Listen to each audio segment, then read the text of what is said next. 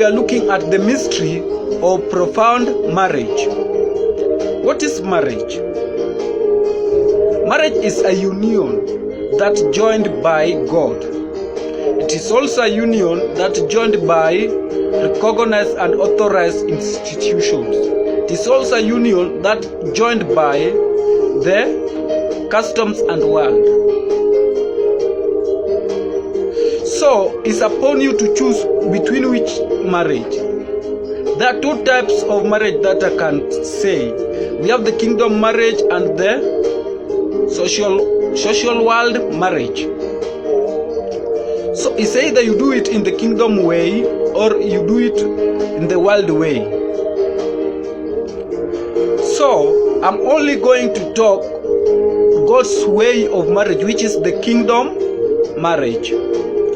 When we read Ephesians 5:31, I'm going to start from verse 30.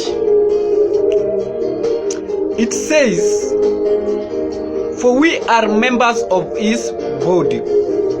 Which body? The body of Jesus Christ. So that's become number one reason why God defined marriage. For this reason, a man will leave his father and mother and be united to his wife, and the two will become one flesh. Verse 32. This mystery is profound. Which mystery? A man leaving the mother, the father, unite with the wife and become one flesh. But I am speaking about Christ and the church. So the writer is saying is speaking about Christ and the church. So Christ and the church, how does Christ and the church come into this issue of marriage? Let's look at now something to answer that question I've asked you. When we look at Genesis chapter 2 verse 24, it says, "For this reason a man will leave his father and mother and be united to his wife, and they will become one flesh." So this is going to take us on how God discerned or defined marriage. How God defined marriage.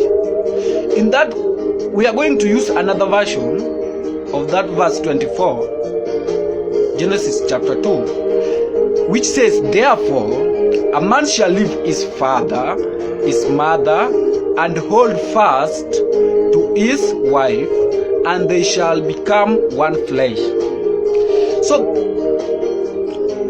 we are going to break down this verse and we see how God really defined marriage.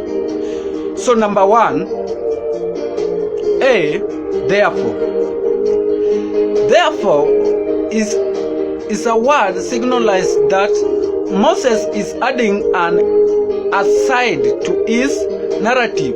So Moses is the one talking to us in this verse, and is adding aside a narrative that is connecting what man said after seeing a woman. After man had seen a woman,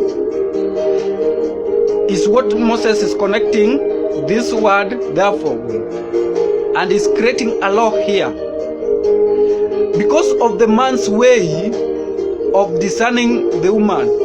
So that's why Moses is connecting these two.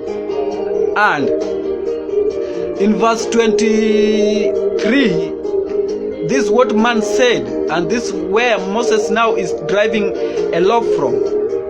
"This is now bone of my bone, flesh of my flesh. She shall be called woman, for out of a man she was taken." If I ask you, did God tell Adam that the woman came from him? No. How did God made woman? Adam was taken to sleep.